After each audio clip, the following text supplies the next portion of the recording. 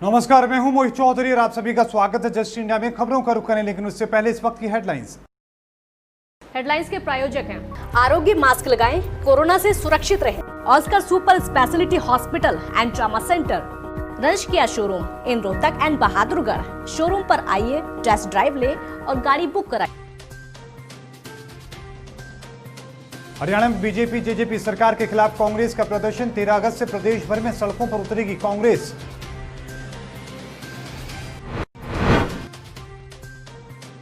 पूर्व मुख्यमंत्री भूपेंद्र सिंह हुड्डा ने बीजेपी जेजेपी सरकार पर बोला हमला। कहा, हरियाणा में बेरोजगारी और भ्रष्टाचार नंबर 1, रोज हो रहे हैं घोटाले।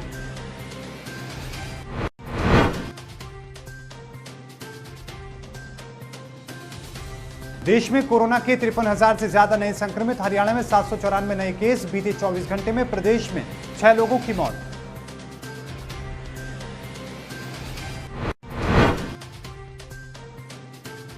और रतिया में राशन डिपो होल्डर्स ने सरकार के खिलाफ की बैठक। कहा, महीने के अंत तक नहीं मिला कमीशन तो शुरू करेंगे आंदोलन।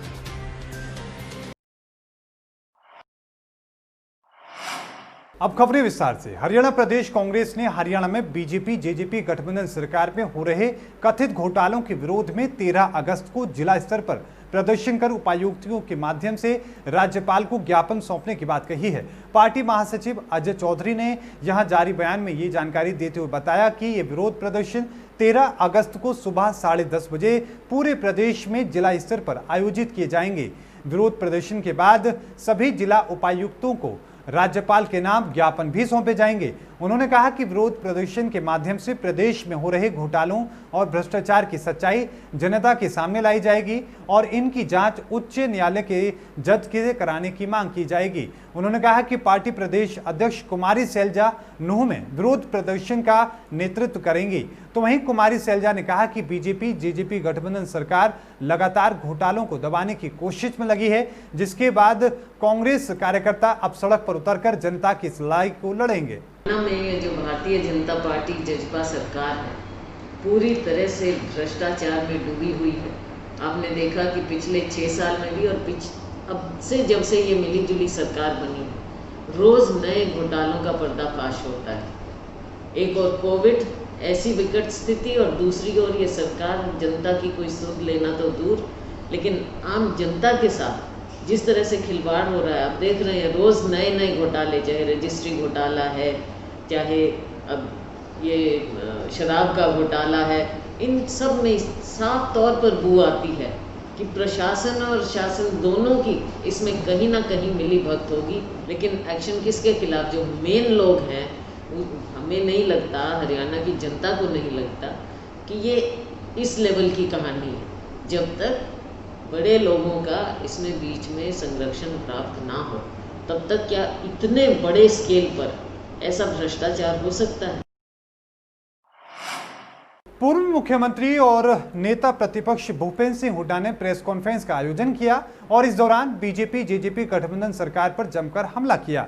हुड्डा ने कहा कि 5.5 साल में बेरोजगारी भ्रष्टाचार चरम पर है। सरकार में एक के बाद एक घोटाले हो रहे हैं। सरकार समय से सही कदम उठाती तो घोटाला टल सकता था। कोरोना की आड़ में सरकार ने शराब और धान का घोटाला किया है, इसकी पूर्ण जांच होनी चाहिए। गृह मंत्री ने एसआईटी के गठन की बात कही, लेकिन एसआईटी गठित हुई जिससे कोई पावर नहीं है। सरकार एक के बाद एक कमेटी बना रही है। धान का घोटाला एक बहुत बड़ा घोटाला है। ओवरलोडिंग का घोटाला सामने आ रहा है, जो आज माफिया बन चुका है। ट्रकों पर कोई नंबर, कोई तय रास्ता नहीं है, सब माफिया तय करता है। अजीब सी हालत है, तेरे आने के बाद सुबह का दर्द शाम तक पुराना हो जाता है। एक घोटाले के बाद दूसरा घोटाला सामने आ जाता है। इस तरीके से तंज कसते हुए भूपेंद्र सिंह हुड्डा ने सरकार के ऊपर हमला किया है।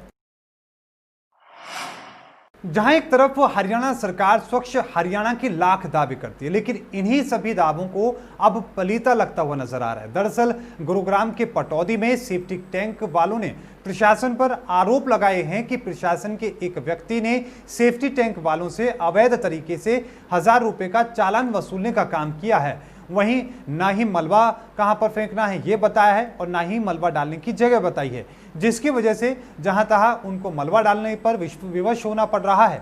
और इससे महामारी फैलने का भी लगातार जो खतरा है वो बन रहा है। वहीं इस मामले पर अब विधायक एक्शन के मूड में नजर आ रहे हैं और उन्होंने इस मामले को ज्ञात में आते ही मामले का निपटारा किया है और कहा कि ऐसे लोगों पर कार्रवाई की जाएगी और इन सेफ्टी टैंक वालों पर अब पूर्ण तरीके से मलबा उतारने के लिए जगह दी जाएगी। सर हम कम से कम हमने ट्रैक्टर 7 दिन से खड़े किए हुए हैं, ठीक है जी। और जगत जी का कहना ये ट्रैक्टर चलेंगे तो मेरे थ्रू चलेंगे, ट्रैक्टर चलेंगे नहीं वैसे तो, ठीक है जी। और अब वो है ना, अब हमें ये बोल रहा है क्या नाम है, तुम्हें ट्रैक्टर चलाने हैं तो मेरे ही थ्रू चलाओ। अब आप क्या चाहते हैं? सर हमें ये चाहते हैं, हम अपने प्रशासन से ये बात चाहते हैं कि हमें खाली करने के लिए कहीं पे जगह दी जाए। और जगत ने प्रशासन ने चालान काटने हैं तो हमारे चालान पुलिस काटे। हम गलत कर रहे हैं तो पुलिस हमारा चालान काटेगी। जगत कोई बदमाश नहीं है। और टैंकर है वो हमारे चल नहीं रहे। 6 दिन से टैंकरों की स्ट्राइक चल रही है हमारी। टैंकरों की स्ट्राइक इसलिए चल रही है कि जगत नाम का बंदा है, उसको नगर निगम ने ठेका दे दिया चालान काटने का। चालान भी काट रहा है और नंबर 2 बात तो अपने टैंकर भी चला रहा है। अवैध तरीके से चालान काट रहा है? हाँ जी, अवैध तरीके से चालान काट रहा है। उसका ये है कि वो 25,000 रुपए का चालान काटता है, 12,500 रुपए उसमें जगत के हैं और 12,500 नगर निगम के हैं। देखिए, ये जो कुछ लोग हैं इस काम में संलिप्त हैं, उन लोगों चाहे जो आरोप लगाए, और खाली नवादा की बात नहीं है, ये जो मानेसर के सराउंडिंग 10-12 गाँव हैं, इनका सेफ्टी टैंक नेचुरली की खाली किया जाता है और ट्रैक्टर के द्वारा लोडिंग करके उसको डिस्पोज ऑफ करना होता है। लेकिन अगर कोई ओपन में करे या किसी नाले में डाले, चाहे वो किसी जिसको टेंडर मिला है वो हो और चाहे कोई और हो, यदि कोई ओपन में डालेगा तो उनके खिलाफ कार्रवाई निश्चित तौर पे हो। भारत में कोरोना संक्रमण अब अमेरिका और ब्राजील से भी ज्यादा तेजी से फैल रहा है। देश में कुल संक्रमितों की संख्या 22.5 लाख के पार जा चुकी है। स्वास्थ्य मंत्रालय के ताजा आंकड़ों के मुताबिक देश में अब तक 22,68,675 लोग कोरोना से संक्रमित हो चुके हैं। इनमें से 45,257 लोगों की मौत हो चुकी है, जबकि 15,83,000 लोग ठीक हो चुके हैं। पिछले 24 घंटे में कोरोना वायरस के 53,000 नए मामले सामने आए और 871 मौतें हुई हैं। तो वहीं हरियाणा में कोरोना के 794 संक्रमण के नए मामले सामने आए हैं, जबकि 711 मरीज ठीक हो चुके हैं। फरीदाबाद में एक, रेवाड़ी में 3 और पानीपत में 2 मरीजों की मौत के बाद मरने वालों का कुल आंकड़ा 489 पहुंच गया, जबकि कुल संक्रमित मरीजों की संख्या भी 42,429 पहुंच गई है। देश भर में फैले कोरोना जैसी महामारी की सावधानी सतर्कता को लेकर इस बार बवानीखेड़ा के गोगाजी और दादी गौरी मंदिर में कोई भी आयोजन नहीं किया जाएगा। गोगाजी सेवा समिति ने कहा कि इस बड़े फैसले से अब इस बार श्रद्धालुओं को अपने घरों में ही रहकर पूजा अर्चना करनी होगी। समिति के उप प्रधान सुखबीर सिंह ने बताया कि कोरोना की महामारी को देखते हुए इस बार बवानीखेड़ा के गोगाजी मंदिर और दादी गौरी मंदिर में कोई भी आयोजन नहीं किया जाएगा, जिससे कि कोरोना को फैलने से रोका जा सके और हमारा बचाव हो सके। नवमी के अवसर पर गोगाजी मंदिर और दादी गौरी मंदिर में हजारों की संख्या में श्रद्धालु पूजा अर्चना करने के लिए आते हैं और युवा भी दूर दूर से खेलों के आयोजन में हिस्सा लेने के लिए आते हैं। लेकिन इस बार कोरोना की महामारी से गोगाजी मंदिर और दादी गौरी मंदिर में कोई भी आयोजन नहीं किया जाएगा। गोगाजी सेवा समिति की तरफ से ये फैसला लिया गया है। कोविड-19 को देखते हुए, इस महामारी को मद्देनजर रखते हुए ये फैसला लिया है समिति ने कि कोई मेला नहीं भरा जाएगा, न कोई रेहड़ियाँ लगाई जाएंगी और न ही कोई दुकान लगेगी। श्रद्धालुओं पर तो ये ऐसा है, श्रद्धालु तो सबके ऊपर पड़ेगा, आने ही नहीं देंगे इधर। कितने की संख्या में आते हैं? यहाँ तो लगभग 8-10 हज़ार की संख्या में श्रद्धालु आते हैं। गोविंद गोपाल भगवान श्री कृष्ण का जन्माष्टमी का त्योहार प्रदेश में लगातार बहुत ही उत्साह के साथ मनाया जा रहा है। तो वहीं टोहाना में भी बहुत ही हर्षोल्लास के साथ इस त्योहार को मनाया जा रहा है। इस मौके पर जहां शहर में अलग अलग स्थानों पर कार्यक्रमों का आयोजन किया जा रहा है, वहीं टोहाना की नई सब्जी मंडी में सब्जी मंडी एसोसिएशन क्रांति ग्रुप टोहाना ने वहां पर एक त्योहार पर विशेष कार्यक्रम का आयोजन किया है, जिसमें सदस्यों ने सब्जी मंडी के प्रांगण में ही 11 पौधे लगाकर 21 पाउंड का केक काटकर 31 किलो दूध की खीर आमजन में वितरित कर और 51 किलो हरा चारा गौवंश को खिलाकर बनाया है। इस अवसर पर अपने संदेश में आशीष पूर्ति प्रधान सब्जी मंडी एसोसिएशन क्रांति ग्रुप टोहाना ने कहा कि हमें कोरोना काल में अपने घरों पर रहकर ही इस त्योहार को मनाना चाहिए और कोरोना के निर्देशों का पालन करना चाहिए। इस मौके पर केक काटकर भगवान श्री कृष्ण को भी भोग लगाया गया। पहले पूरे शहर वासियों से अपील करना चाहता हूँ कि जन्माष्टमी का पावन त्योहार अपने घर पर ही रहकर मनाएं, कोरोना काल में बाहर ना आए, जितना उसके सोशल डिस्टेंसिंग का पालन करें। और उसके बाद आज के इस पावन अवसर पर हम सब्जी मंडी की एसोसिएशन ने मिलकर एक पुण्य का काम किया है, जिस पर हमने 11 पौधे लगाए हैं और उसके बाद 21 पाउंड का केक कटवाया है।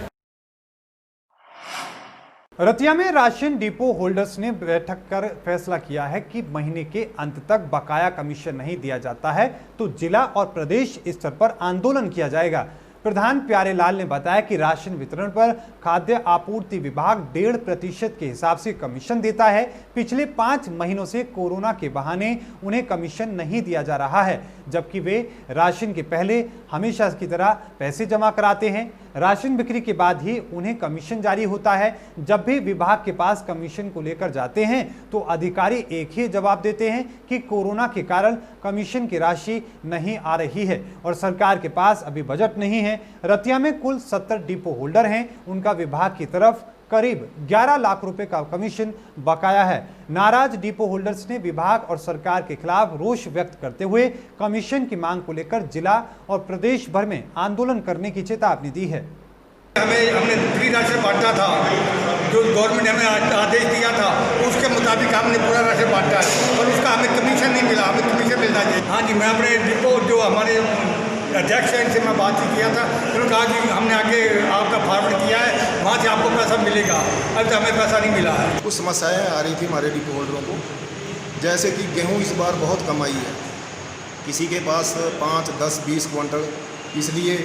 और एक समस्या ये थी कि हमारे जो डिपो होल्डर साथी हैं उनका कमीशन नहीं आया। उस कमीशन के लिए भी हमने आज हमारे सब साथियों को यहाँ बुलाया है और काफ़ी विचार विमर्श किया है। विचार विमर्श करने के बाद हमने एक निर्णय लिया है कि आगे की लड़ाई हम किस तरह से लड़ेंगे और किस तरह से काम करेंगे। खबरों के प्रायोजक थे Pramod trading company, tiles, sanitary ware, Ghanipura, Jhajjar road, Rohtak. Asian colour coated स्पात limited. Be Fast Fit, India's fastest growing fitness chain, now at Rohtak D Park. Corona महामारी से लड़ने के लिए आरोग्य मास्क लाया है आपके लिए सबसे आधुनिक मास्क। इसके साथ ही आपको मिलेगी आधुनिक पीपीई किट, वो भी बहुत ही सस्ते रेट पर। contact@arogyamask.com पर जाएं और हमसे संपर्क करें या फिर www.arogyamask.com से जुड़ें। इसके साथ ही आप हमें कॉल कर सकते हैं। हमारा पता है Anand international, plot number 181, sector 25, Panipat, Haryana.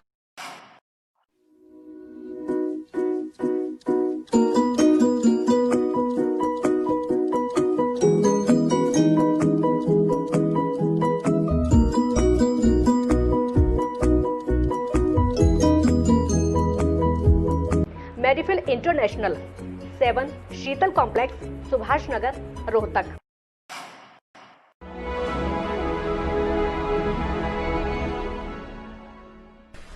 चाचा, आपने नया घर बनवाया है तो घर की छत पर कौन सी शीट लगवाई है? बेटा, मैंने अपने घर की छत पर एशियन शीट लगवाई है क्योंकि वो कभी न मिटने वाले ओरिजिनल निशान की चादरें हैं। साथ में ISI का चिन्ह, 5 साल की वारंटी के साथ साथ पैसों का सही मूल्य देने वाली वही इकलौती शीट्स हैं। क्योंकि नाम नहीं, पहचान जरूरी है। और इस बुलेटिन में अभी के लिए इतना ही। देखते रहिए जस्ट इंडिया। मुझे दीजिए इजाजत। धन्यवाद।